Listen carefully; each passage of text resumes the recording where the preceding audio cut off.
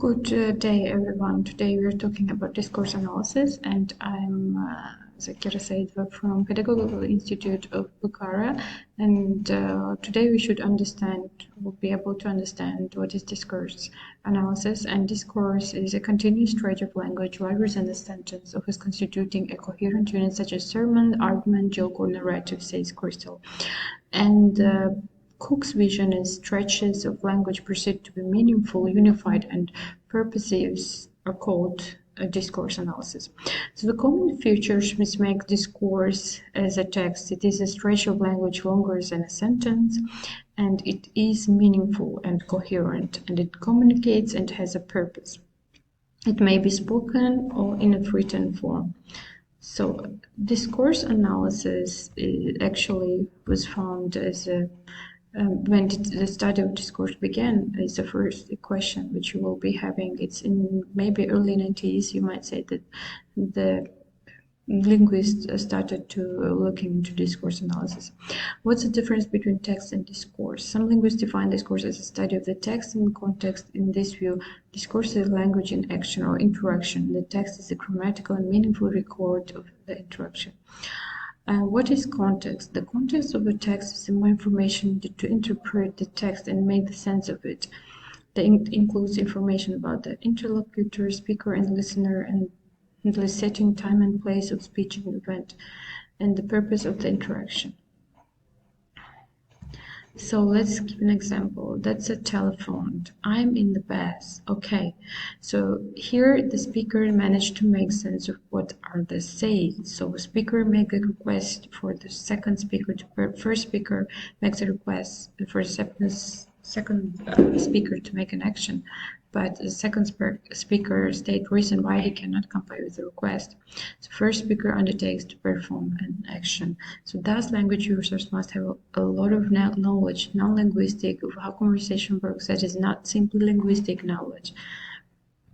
So examples of discourse can be in written and spoken form. So conversation, lectures, sermons, interviews, jokes, and speech might be an example of the spoken discourse, while written discourse might include reports, political text, legal texts, literature, newspaper articles, and newspaper headlines. So let's see discourse analysis, emergence of discourse analysis. Let's talk about that. Discourse analysis emerged in 1970s as a reaction to the exclusive concerns, the idealized native speaker, humor, knowledge, and the formal features of the language. In Chomsky's tradition, to the exclusion of consideration of context, there was a new interest in conversation and meaning beyond language. So here we have actually formal linguistics and functional linguistics when it was actually popular, and this you might see here that some of the main data's purpose and subject of the study. So we have here most important things in the discourse analysis is fact-check theory. So who proposed the theory and when? The theory was introduced by the Oxford philosopher Austin in the 1962. So Austin gave a series of lectures at Harvard University, which were later published in the book How Do Things with Words. So what was Austin's main argument, you would say, in this case? Austin observed that there are sentences that look like statements but have functions other than stating a state of affairs. These are constatives, ethical propositions, performatives, and the expositives. So now let's look into the discourse analysis speech act theory. What's the difference between constatives, ethical propositions, performatives, and expositives? So a statement, a sentence that is intended to record or impart information and that has truth value. Example is Saudi Arabia is in Asia. Or a constative, which means a sentence that is not intended to record or impart information and that has no truth value, can be proved true or false because it has no referent. Example, the King of France is bald. An ethical proposition is a sentence that is intended to prescribe the conduct and regulate human behavior. It might be value-laden, but not in the same way as a statement. So you must tell the truth, for example. A performative is a sentence in which the saying of the words constitutes the performing of an action. Like, I named this boy Ali. An expositive is a sentence that satisfies all the criteria for performatives but which has truth value, can be proved true or false. For example, I argue that discourse analysis is easy. So its expositives have the structure subject plus simple present verb plus that. So now we'll be moving to the speech act again. A speech act is an utterance that has a performative function. I order you to do these dishes. Here we have that ordering and the ordering speech act. Like here we might ask, what are the common functions of speech acts?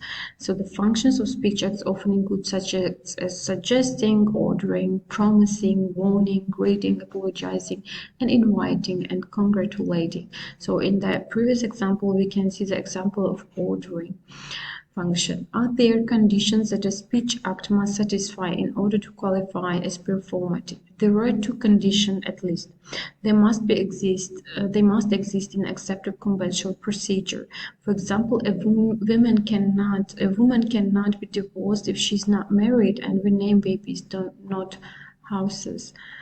The procedure must be executed by the right person. Like example, only the husband can divorce his wife and only a judge can sentence the defendant to imprisonment. These are called felicity conditions. If these conditions are not satisfied, we say that the speech act is misfires. So give example of speech acts that disqualify as performatives or misfire. Stranger to woman, I divorce you. So guest holding your newborn, I named this boy David. Or plaintiff to defendant in the court of law, I sentence you to death. So what are the types of speech acts actually? There are two types of speech acts, direct and indirect. A direct speech act is one where the content of the communication is identical or almost identical to the function intended by the communication. Example, if you cross the line, I will shoot you. It is a threat. I promise to come on time. It is a promise condition, which is actually it is a direct type of the speech. When it comes to indirect, you might say that it is one where the content of the communication is different from the function intended by the communication. Example, it is hot in here, so it requests to open the window. So it's giving a hint to someone who is sitting next, maybe somewhere near, to open the window.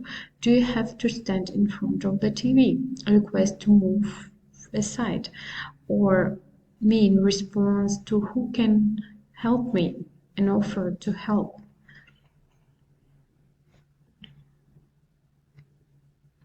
So how does Austin define a speech act? Austin offers a threefold definition of speech act. In issuing an utterance, Austin argues a speaker can perform three acts simultaneously at the same time, which means perform an act saying something, the actual utterance, perform an act of in saying something, the pragmatic force of utterance, and the act of saying something, the actual effect of the utterance. So, would you close the door, please? It is a locutionary act, the act of saying the utterance. Would you close window, please? Or illocation or act, the speaker intention behind the locution is in this case requesting. A perlocutionary act, the effect of the speaker wants to exercise on the listener, in this case getting the listener to close a window. So Grice's cooperative principle, maxim of conversation and conversational implicature, is presented by her. She divides maxim into four: quantity, quality, relation, and the manner. So we will see them will see them thoroughly what actually they mean. Like quantity means that make your contribution as informative as required. Don't say too much or too little. So advices with qualities, don't say what you believe to be false, or relation, be relevant and stay on topic. Manner is be clear, avoid ambiguity. So this is all about the maxims. Okay, so today we've looked into the discourse analysis, and we tried to find out for us very important information which can be used. And in this case, I would like to thank you all for your attention, and I think it's the end of our presentation. And I hope you do understand something about from the presentation, which was about discourse analysis.